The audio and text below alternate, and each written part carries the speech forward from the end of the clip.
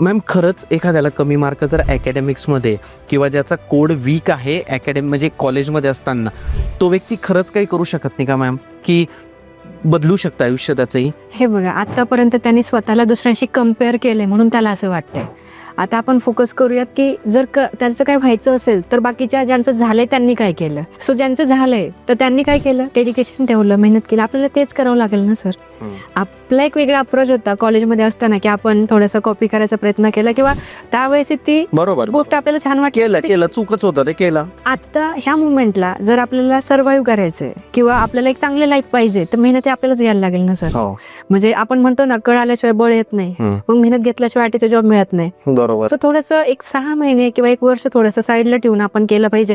बऱ्याच मुलांचं कसं होतं की त्यांना सगळं सोबत हवंय, एन्जॉयमेंट पाहिजे, त्यांना लक्झरी पण पाहिजे आणि मेहनत पण नाही घ्यायची. सो असं नाही होऊ शकत सर. कुठेतरी काहीतरी सवयीनं आपल्याला मागे ठेवायला